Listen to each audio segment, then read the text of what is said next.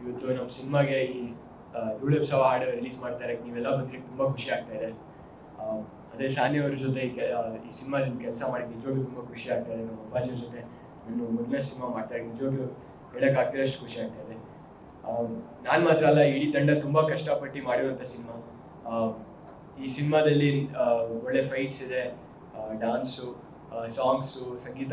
ಈ ಸಾಂಗ್ ಬರ್ದಿರೋ ಶಿವ ಬರ್ಗಿ ಅವರು, ಆಮೇಲೆ ಅನಿರುದ್ಧ್ ಶಾಸ್ತ್ರಿ ಅವರು, ಅನನ್ಯ ಭಟ್ ಅವರು ಹಾಡಿರೋದು ಅದ್ಭುತವಾಗಿ ಬಂದಿದೆ. ಅದೇ ತರ ಎನರ್ಜಿ ಮ್ಯಾಚ್ ಮಾಡಕ್ಕೆ ನಾನು ಡ್ಯಾನ್ಸ್ ಮಾಡಿದ್ದೀನಿ ಸಂಜನಾ ಆನಂದ್ ಅವ್ರ ಜೊತೆ.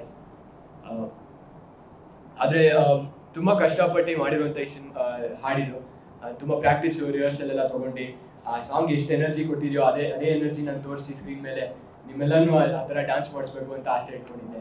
ಸೊ ದಯವಿಟ್ಟು ಬಂದು ನಮ್ಮ ಸಿನಿಮಾಗೆ ಸಪೋರ್ಟ್ ಮಾಡಿ, ನಮ್ಮಂಥ ಹೊಸ ಕಲಾವಿದರಿಗೆ ಬಂದು ಸಿನಿಮಾಲಿ ಥಿಯೇಟರ್ ನೋಡಿ ಅಂತ ಕೇಳ್ಕೊತೀನಿ. ಇದೆಲ್ಲ ಬಂದಿರೋಕ್ಕೆ ತುಂಬಾ ಖುಷಿ ಆಯ್ತು. ನಾನು ಮೊದಲನೇ ಬಾರಿ ಹುಬ್ಳಿಗೆ ಬರ್ತಾ ಇರೋದು. ಹುಬ್ಳಿ ಜನತೆ ನನಗೆ ಯಾವಾಗಲೂ ಅಪಾರವಾದ ಪ್ರೀತಿ ಗೌರವವನ್ನು ನೀಡಿದ್ದಾರೆ. ಇವತ್ತು ಅವ್ರನ್ನೆಲ್ಲರೂ ಲೈವ್ ಆಗಿ ಸಂಜೆ ವಿಟ್ನೆಸ್ ಮಾಡ್ತೀನಿ ಅನ್ನೋದು ತುಂಬಾ ಖುಷಿಯ ವಿಚಾರ ನನಗೆ. ಆ್ಯಂಡ್ ನಮ್ಮ ಗೌರಿ ಮೂವಿಯ 3ನೇ ಹಾಡು ಧೂಳು ಎಬ್ಸವ ರಿಲೀಸ್ ಆಗುತ್ತೆ ಸಂಜೆ 5 ಗಂಟೆಗೆ. ಸಂಜನಾ ಆನಂದ್ ಅವರು ಮುದ್ದಾಗಿ ಕಾಣಿಸ್ತಾರೆ, ಆಲ್ರೆಡಿ ಎಸ್ಟಾಬ್ಲಿಷ್ ನಟಿ, ತುಂಬಾ ಚೆನ್ನಾಗಿ ಡ್ಯಾನ್ಸ್ ಮಾಡಿದ್ದಾರೆ.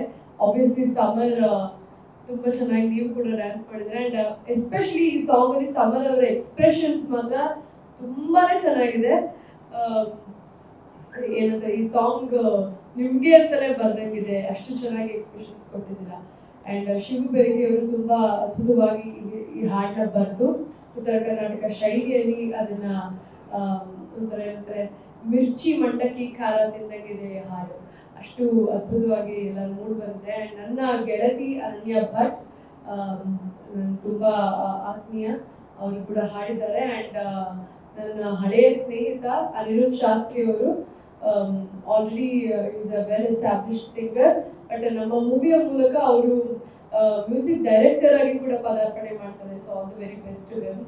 ಅಂಡ್ ನಾನೇನ್ ಹೇಳ್ಬೇಕು ಅಂದ್ರೆ, ಈ ಮೂವಿ ಗೌರಿ ನನಗೆ ಸಿಕ್ಕಿರೋದೇ ನನ್ನ ದೊಡ್ಡ ಬಯಸದೇವಂತ ಭಾಗ್ಯ ಅಂತಾನೆ ಹೇಳ್ಬೋದು. ಯಾಕಂದ್ರೆ ಯಾವಾಗ್ಲೂ ನಾನು ಏನ್ ನೋಡ್ತಾ ಇದ್ದೆ ಅಂದ್ರೆ, ಕೆಲವು ಮೂವಿ ಬಗ್ಗೆ ವಿಮರ್ಶೆಗಳನ್ನ ನೀಡೋರು ಹೆಂಗೆ ಅಂದ್ರೆ, ಸುಮ್ಮನೆ ಕೆಲಸಕ್ಕೆ ಅನಿಮಿತ್ತ ಹಾಗೆ ತರನ ಬೀರೋರು ಅಥವಾ ಹೇಟ್ ಕಮೆಂಟ್ಸ್ ಬರೀರೋದು, ಏನಕ್ಕೆ ಈ ತರ ಹಿಂಗೆ ಸುಮ್ಮನೆ ನೋಡ್ತಿರೋದೇ ಕೆಲವೊಂದಷ್ಟು ಮೂವಿಗಳನ್ನ ಆ ತರ ಎಲ್ಲ ತೆಗೆದು ಹಾಕ್ತಿದ್ರು.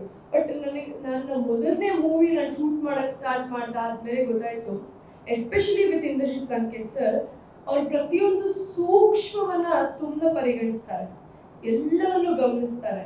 ಕಾಸ್ಟ್ಯೂಮ್ ಇಂದ ಹಿಡಿದು ಹೇರ್ ಸ್ಟೈಲ್ ವರ್ಗು, ಹಿಂದೆಗಡೆ ಸೆಟ್ ವರ್ಗು ಪ್ರತಿಯೊಂದನ್ನು ತಾವೇ ಖುದ್ದಾಗಿ ನಿಂತು ನೋಡ್ಕೋತಾರೆ. ಹಿಂಗೆ ನೋಡ್ಕೊಂಡು ಕೆಲಸವನ್ನು ಮಾಡಿದಾಗ ಪ್ರತಿಯೊಂದು ಫ್ರೇಮ್ ಕೂಡ ಒಂದು ಏನಂದ್ರೆ ಒಂದು ವಿಸ್ತಾರವಾದ ಪೇಂಟಿಂಗ್ ತರ ಮೂಡ್ ಬರುತ್ತೆ. ಇಷ್ಟು ಕಷ್ಟಪಟ್ಟು ಪ್ರತಿಯೊಬ್ರು ತೆರೆ ಹಿಂದೆ ಕೆಲಸ ಮಾಡ್ತಿರ್ಬೇಕಾದ್ರೆ ಈ ಕುಂಬಾರನಿಗೆ ವರ್ಷ ದೊಡ್ಡಗೆ ನಿಮಿಷ ಹಾಗೆ ಕೆಲವರು ತೆಗೆದು ಹಾಕ್ಬಿಡ್ತಾರೆ ಅನ್ನೋ ಬೇಜಾರು. ಬಟ್ ಇಷ್ಟು ಚೆನ್ನಾಗಿ ಕೆಲಸ ಮಾಡ್ತೀವಲ್ಲ ಅನ್ನೋ ಒಂದು ಹೆಮ್ಮೆ ನನಗೆ ಈ ಮೂವಿಯಿಂದ ನಿಜವಾಗ್ಲೂ ಸಿಕ್ಕಿದೆ. ಯಾಕಂದ್ರೆ ಸರ್ ನನಗೆ ಇವತ್ತು ದೊಡ್ಡ ಸ್ಫೂರ್ತಿ ಆಗಿದ್ದಾರೆ. ಅವ್ರ ತರ ನಾನು ಮುಂದೆ ನಿರ್ದೇಶನ ಮಾಡ್ಬೇಕು ಅನ್ನೋ ಆಸೆ ನನಗೂ ಕೂಡ ಇದೆ. ಸೊ ಇವತ್ತು ನಾನು ನಿಮ್ಮ ಮೂವಿಯಿಂದ ನಟನೆಯಲ್ಲಿ ತುಂಬಾ ಕಲ್ತಿದ್ದೀನಿ. ನನಗೆ ನನ್ನ ಓರೆಕೋರೆಗಳನ್ನೆಲ್ಲ ನೀಟಾಗಿ ತಿದ್ದು ನನಗೆ ಒಂದು ಒಳ್ಳೆ ಏನಂತಾರೆ ಒಂದು ರೆಡ್ ಕಾರ್ಪೆಟ್ ಹಾಸ್ಕೊಟ್ಟಿದ್ದಾರೆ ಸರ್ ಆಲ್ರೆಡಿ. ಇನ್ನು ಮುಂದೆ ನಾನು ಖುದ್ದಾಗಿ ನಾನು ಎಫರ್ಟ್ ಹಾಕಿ ಮುಂದಕ್ಕೆ ಹೋಗ್ಬೇಕು. ಅಂಡ್ ಟೈಮ್ ಬರುತ್ತೆ ಹಾಡಿಗೆ ಎಲ್ಲರೂ ಅತಿ ಹೆಚ್ಚು ಪ್ರೀತಿನ ನೀಡಿದ್ದಾರೆ. ಬಟ್ ಇವಾಗ ಧೂಳು ಎಬ್ಸವ ಏನ್ ಹಾಡಿದೆ ಅದು ಕೂಡ ಅಷ್ಟೇ ಮಟ್ಟಿಗೆ ವೈರಲ್ ಆಗಬೇಕು, ಜನಪ್ರಿಯತೆನ ಗಳಿಸ್ಕೋಬೇಕು ಅನ್ನೋದೇ ನನ್ನ ಆಸೆ ಆಗಿದೆ. And thank you so much. Samar ಬಗ್ಗೆ ಹೇಳಲೇಬೇಕು. ಸಮರ್ ಅಂತಹ ಒಳ್ಳೆ ಪೋಸ್ಟಾರ್ ನನ್ನ ಮೊದಲನೇ ಮೂವಿ ನಾನು ಎಕ್ಸ್ಪೆಕ್ಟ್ ಮಾಡಕ್ ಸಾಧ್ಯನೇ ಆಗ್ತಿರ್ಲಿಲ್ಲ. ಯಾಕಂದ್ರೆ ಅಷ್ಟು ಅನುಭವಿ ತಂತ್ರಜ್ಞರಿದ್ದಾರೆ, ತಾರಾಗಣ ಅಷ್ಟು ಎಲ್ಲರೂ ತುಂಬಾ ಮೂವೀಸ್ಗಳನ್ನ ಮಾಡ್ಕೊಂಡು ಬಂದವರೇ ಇದ್ದಾರೆ. ಬಟ್ ಸಮರ್ದು ನಂದು ಮೊದಲನೇ ಮೂವಿ ಆಗಿರೋದ್ರಿಂದ ಸಮರ್ಗೆ ಯಾವುದೇ ತರಹದ ಏನಂದ್ರೆ ಹೆಡ್ ವೇಟ್ ಇರ್ಲಿಲ್ಲ, ಅಥವಾ ನಾನು ದಿಗ್ಗಜರ ಕುಟುಂಬದಿಂದ ಬರ್ತೀನಿ, ನಮ್ಮ ಅಪ್ಪ ನಮ್ಮ ತಾತ ಎಲ್ಲ ದೊಡ್ಡ ಮಟ್ಟದಲ್ಲಿ ಹೆಸರು ಮಾಡಿದ್ದಾರೆ ಅನ್ನೋ ಒಂದು ಒಂದು ಏನಂತಾರೆ ಒಂದು ಆಟಿಟ್ಯೂಡ್ ಕೂಡ ಇರಲಿಲ್ಲ.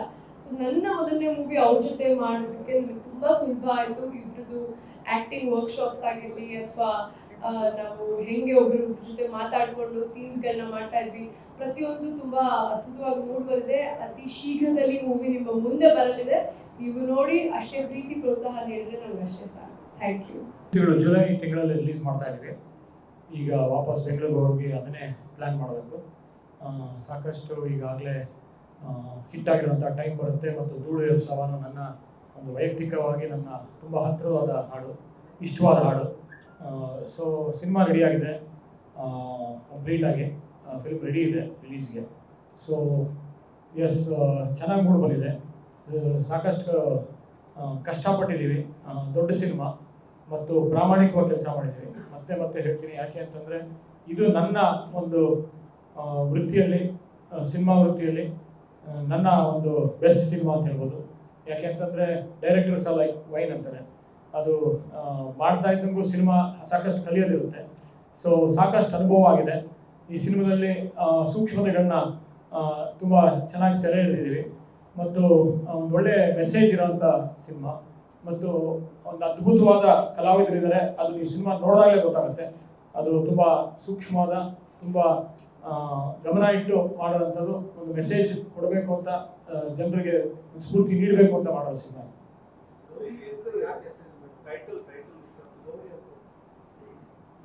ಗೌರಿ ನಮ್ಮ ಅಕ್ಕ ಅಷ್ಟೇ ಅಲ್ಲ, ನಮ್ಮ ತಾಯಿನೂ ಆಗಿದ್ಲು.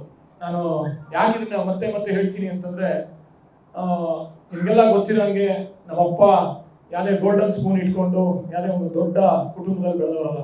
ಒಂದು ಕೊಡಗಳ್ಳಿ ಅಂತ ಒಂದು ಹಳ್ಳಿಯಿಂದ ಬಂದು ಲೆಕ್ಚರರ್ ಆಗಿ, ಮೇಸ್ಟ್ರ್ ಒಂದು ಕೆಲಸನ ಅವ್ರಿಗಾಗಲಿಲ್ಲ.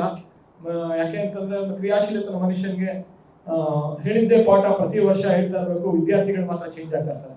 ಸೊ ಅದು ಅವರಿಗೆ ಖುಷಿ ಕೊಡೋಂಥ ವೃತ್ತಿ ಅಲ್ಲ, ಜೀವನ ನಡೆಸಬೇಕು ಅಂತ ವೃತ್ತಿ ಇತ್ತು. ರಿಸೈನ್ ಮಾಡಿ ಸಿನಿಮಾಗಳು ತೆಗೆದ್ರು. ಪಲ್ಲವಿ ಅಂತ ಸಿನಿಮಾ ತೆಗೆದಾಗ ರಾಷ್ಟ್ರೀಯ ಪ್ರಶಸ್ತಿ ಬಂತು. ಇಲ್ಲಿ ನಿರೂಪಕಿ ಮೊದಲನೇ ಡೈರೆಕ್ಟರ್ ಅವರು. ನನಗೆ ಗೊತ್ತಿರೋಂಗೆ ಮೊದಲನೇ ಸಿನಿಮಾದಲ್ಲೇ ಇವತ್ತಿಗೂ ಕನ್ನಡದಲ್ಲಿ ಒಂದು ಸ್ವರ್ಣ ಕಮಲ ಯಾರಿಗೂ ಬಂದಿಲ್ಲ. ಸೊ ಅದು ಕರ್ನಾಟಕದಿಂದ. ಸೊ ಪಿ ಲಂಕೇಶ್ ಅವರು ಆ ಥರ ಒಂದು ಸಾಧನೆ ಮಾಡೋದು. ಆದರೆ ಆ ಸಾಧನೆಯ ಮಧ್ಯ ಆರ್ಥಿಕವಾಗಿ ನಮಗೆ ಅಷ್ಟು ಕೈ ಹಿಡಿಲಿಲ್ಲ ಸಿನಿಮಾಗಳು. ಅದು ಒಳ್ಳೆ ಹೆಸರು ಬಂತು, ಒಳ್ಳೆ ಪ್ರಶಸ್ತಿಗಳು ಬಂತು, ಅನುರೂಪ ರಾಜ್ಯ ಪ್ರಶಸ್ತಿ ಬಂತು. ಇದೆಲ್ಲ ಆದರೂ ಕೂಡ ನಾವು ಶೀಟಿನ ಮನೆಯಲ್ಲೇ ಇದ್ವಿ, ಒಂದು ಬಾಡಿಗೆ ಮನೆಯಲ್ಲಿ ಶೀಟಿನ ಮನೆಯಲ್ಲಿ ಇದ್ವಿ. ಅದು ಬೇಸಿಗೆಗಾಲದಲ್ಲಿ ಆಚೆ ಮಲಗಬೇಕಾಗಿತ್ತು. ನನ್ನ ಸ್ಕೂಲಲ್ಲೂ ಕಾಲೇಜಲ್ಲೂ ಅದೇ ಪರಿಸ್ಥಿತಿ ಇತ್ತು. ಆದರೆ ನಮ್ಮ ತಾಯಿ ಆಗ ನಮ್ಮ ಸಂಸಾರ ನೋಡ್ಕೊತಾ ಇದ್ರು, ಕುಟುಂಬನ. ಒಂದು ಅಲಮಾರಿ ಬೀರು ಇಟ್ಕೊಟ್ಟು ಆ ಬೀರಿನಲ್ಲಿ ಸೀರೆ ತಗೊಂಡು ಆ ಸೀರೆನ ಮಾರಿಬಿಟ್ಟು ಪ್ರತಿ ತಿಂಗಳು ಒಂದು EMI ಥರ ಅವ್ರಿಗೆ ಸೀರೆ ಕೊಡೋದು. ಇದಕ್ಕೆ EMI ಥರ ಕೊಟ್ಟು ಪ್ರತಿ ತಿಂಗಳು ಇನ್ಸ್ಟಾಲ್ಮೆಂಟ್ ಬಿಡಿಸ್ಕೊಳ್ಳೋದು. ಆ ಥರ ಮಾಡಿ ದೊಡ್ಡ ಬಿಸ್ನೆಸ್ ವುಮನ್ ಆಗ್ಬಿಟ್ಟು ಅದು ಒಂದು ಬೀರು 2 ಬೀರು ಆಯಿತು. ಆ 2 ಬೀರುವಿಂದ ಒಂದು ಅಂಗಡಿ ಶುರು ಮಾಡಿದ್ರು. ಆ ಅಂಗಡಿ ಶುರು ಮಾಡಿ 2 ಅಂಗಡಿ ಮಾಡಿದ್ರು. ಅದೆಲ್ಲ ದೊಡ್ಡ ಯಶಸ್ವಿ ಮಹಿಳೆಯ ಕತೆ. ತುಂಬ ಸ್ಟ್ರಾಂಗ್ ವುಮೆನ್ ನಮ್ಮಮ್ಮ. ಆ ಟೈಮಲ್ಲಿ ನಮ್ಮ ತಂದೆ ನೋಡ್ಕೊಂಡಿದ್ದೆ ಅವರು. ಆಗ ಯಾಕೆಂತಂದ್ರೆ ರಿಸೈನ್ ಮಾಡಿದ್ರು ಲೆಕ್ಚರಿಂದ.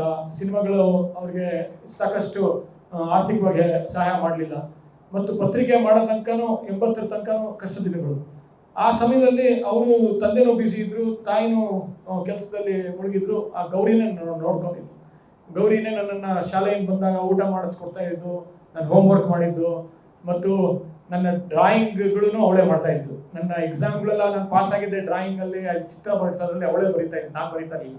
ಸೊ ಈ ಥರ ಎಲ್ಲ ನೋಡ್ಕೊಂಡ್ಲು ನನ್ನ. ಸೊ ಅವಳು ಒಂದು ತಾಯಿಯ ರೂಪದಲ್ಲಿ ನಾನು ನೋಡ್ತಾ ಇದ್ದೆ ಅವಳನ್ನ, ಬರೀ ಅಕ್ಕನ ರೂಪದಲ್ಲ. ಯಾಕಂದ್ರೆ ನಾನು ಬೆಳೆಸಿದ್ದೆ ಅವಳು.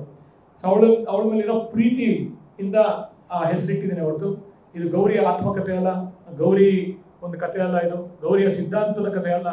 ಸೊ ಅವಳ ಮೇಲಿರೋ ಪ್ರೀತಿಯಿಂದ ಇಟ್ಟಿದ್ದೀನಿ ಅಷ್ಟೇ. ಅವಳನ್ನ ಮತ್ತೆ ಜನರು ನೆನಪಿಸ್ಕೊಳ್ಳಿ. ಅವಳ ಒಂದು ಸ್ನೇಹಜೀವಿ ಇದ್ಲು, ಒಂದು ಯಾರ ಜೊತೆನೂ ವೈರುಧ್ಯ ಇಟ್ಕೊಂಡಿರಲಿಲ್ಲ, ವೈರಿಗಳ ಜೊತೆನೂ ಚೆನ್ನಾಗಿ ಮಾತಾಡ್ತಾ ಇದ್ದು. ಆ ಸಿದ್ಧಾಂತದ ವೈರಿಗಳು ಅಷ್ಟೇ, ಇನ್ಯಾವುದೋ ವೈರಿ ಇರಲಿಲ್ಲ ಅವಳಿಗೆ. ಸೊ ಆ ಥರ ಒಂದು ನಮ್ಮ ಅಕ್ಕನ್ನ ಅನಿರೀಕ್ಷಿತವಾಗಿ ಸಾವು ನೋಡಬೇಕಾಗಿತ್ತು. ಆ ಪ್ರೀತಿಯಿಂದ ಇಟ್ಟಿದ್ದೀನಿ. ಅವಳ ಮೇಲಿನ ಒಂದು ಅಭಿಮಾನಕ್ಕೋಸ್ಕರ ಇಟ್ಟಿದ್ದೀನಿ ಒಬ್ಬ ತಮ್ಮನಾಗಿ. ಮತ್ತು ಜನರಿಗೆ ಮತ್ತು ಯುವಕರಿಗೆ ಒಂದು ಮತ್ತೆ ಅವಳನ್ನು ನೆನಪಿಸಿ ಅವಳ ನೆನಪಿನಲ್ಲಿ ಒಂದು ಗೌರಿ ಎತ್ತಿಟ್ಟಿದ್ದೀನಿ ಅಷ್ಟೇ ಹೊರತು ಇನ್ನೇನು ಅದಕ್ಕೆ ಸಂಬಂಧ ಇಲ್ಲ. ಗೌರಿಯ ಒಂದು ಸೂಕ್ಷ್ಮತೆ ಇರುತ್ತೆ, ಅವಳು ಸೂಕ್ಷ್ಮತೆ ಇರುವಂಥ ವ್ಯಕ್ತಿತ್ವ, ತುಂಬ ಸೂಕ್ಷ್ಮವಾಗಿದ್ಲು. ಯಾವುದೇ ಒಂದು ವಿಷಯನ ತುಂಬ ತಲೆ ಕೆಡಿಸ್ಕೊತಾ ಇದ್ಲು, ತುಂಬ ಮನಸ್ಸಿಗೆ ತಗೊಂಡವಳು.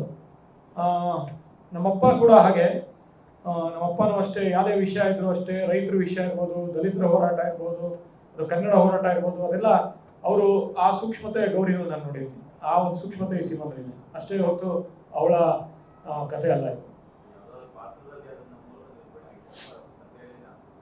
ಇಲ್ಲ, ಅವಳಿಗೆ ಆದ ಒಂದು ಹಾಡನ್ನು ಡೆಡಿಕೇಟ್ ಮಾಡಿದ್ದೀನಿ, ಆ ಸಾಹಿತ್ಯ ಅವಳಿಗೋಸ್ಕರ.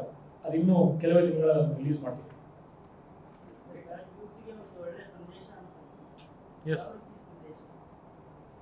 ನೀವು ಅದೊಂದು ಸಿನಿಮಾ ನೋಡಬೇಕು. ಆ ಸಂದೇಶ ಇಲ್ಲೇ ಹೇಳ್ಬಿಟ್ರೆ ಸಿನಿಮಾ ಯಾರು ನೋಡಲ್ಲ. ಅದು ನೀವು ನೋಡ್ತೀರಾ, ಮತ್ತೆ ನಾವು ಚಿತ್ರಮಂದಿರಕ್ಕೆ ಸಿನಿಮಾ ಬಂದಾಗ ಒಂದು ಟೂರ್ ಮಾಡ್ತೀವಿ, ನಿಮ್ಮನ್ನು ಭೇಟಿ ಆಗ್ತೀವಿ. ಆವಾಗ ಆ ಸಂದೇಶ ನಿಮಗೂ ಹಿಡಿಸುತ್ತೆ. ನಾನಂತೂ ಖಂಡಿತವಾಗ್ಲೂ ಹೇಳ್ತೀನಿ, ಯಾಕೆಂದ್ರೆ ನನ್ನ ವೃತ್ತಿ ಜೀವನದಲ್ಲೇ ಇದು ನನ್ನ ಬೆಸ್ಟ್ ಸಿನಿಮಾ, ಇದು one of the best films ಅಂತ ಹೇಳಲ್ಲ, ಅದು ನಿಮಗೆ ಬಿಟ್ಟಿದ್ದು. ಅದು ನನ್ನ ವೃತ್ತಿಯಲ್ಲಿ ನನ್ನ ವೈಯಕ್ತಿಕವಾಗಿ ಒಂದು ಒಳ್ಳೆ ಸಿನಿಮಾ ಮಾಡಿದ್ದೀನಿ. ಇಲ್ಲ, ಈ ಕಥೆಗೆ ವಿದೇಶ ಬೇಕಾಗಿರಲಿಲ್ಲ. ಕಥೆ ನಡೆಯೋದು ಕರ್ನಾಟಕದಲ್ಲಿ. ನಾನು ಹೇಳಿದ್ನಲ್ಲ, ಒಂದು ಯಾವುದೇ ಒಂದು ಪಾತ್ರ ನನಗೆ ಸ್ಫೂರ್ತಿ ನೀಡಿರ್ಬೋದು, ಆ ಪಾತ್ರನ ಒಂದು ಇನ್ಸ್ಪಿರೇಷನ್ ಆಗಿ ತೊಗೊಂಡು, ಸ್ಫೂರ್ತಿಯಾಗಿ ತೊಗೊಂಡು ಆ ಒಂದು ಕಥೆನ ನಾವು ಕಟ್ಟಿದ್ದೀವಿ ಹೊರತು ಇದು ಎಲ್ಲೋ ವಿದೇಶದಲ್ಲಿ ನಡೆಯುವಂಥ ಸಿನಿಮಾ ಅಲ್ಲ. ನಾನು ಹಲವಾರು ಬಾರಿ ವಿದೇಶಕ್ಕೆ ಹೋಗಿದ್ದೀನಿ ಹಾಡುಗಳಿಗೋಸ್ಕರ. ಆ ಒಂದು ಟ್ರೆಂಡ್ ಈಗ ಬಿಟ್ಟಿದ್ದಾರೆ. ವಿದೇಶದಲ್ಲೇ ಕಥೆ ನಡೆದ್ರೆ ಐಶ್ವರ್ಯನಲ್ಲಿ ಉಪೇಂದ್ರ ಮತ್ತು ದೀಪಿಕಾ ಯಾವುದೋ ಒಂದು ಕ್ಲೈಂಟನ್ನು ಮೀಟ್ ಮಾಡೋಕ್ಕೆ ಯುರೋಪ್ ಹೋಗ್ತಾರೆ. ಆ ಥರ ಒಂದು ಸಿಚುವೇಶನ್ ಇದ್ದಿದ್ರೆ ಮಾಡ್ತಾ ಇದ್ದೆ. ಆ ಥರದ ಸಿಚುವೇಶನ್ ಇಲ್ಲ. ಇಲ್ಲಿ ಕಥೆ ನಡೆಯೋದೇ ಕರ್ನಾಟಕದಲ್ಲಿ. ಒಂದು ಕನ್ನಡ ಸಿನಿಮಾ, ಇದು ಕನ್ನಡದಲ್ಲಿ ಬರ್ತಾ ಇದೆ. ಕನ್ನಡಿಗರಿಗೋಸ್ಕರ ಮುಂಚೆನೇ ಹೇಳ್ತಾ ಇದ್ದೀನಿ, ಕನ್ನಡಿಗರಿಂದ ಕನ್ನಡಿಗರಿಗೋಸ್ಕರ ಆಗ್ತೈತೆ, ಕನ್ನಡಿಗರಿಗಾಗಿ.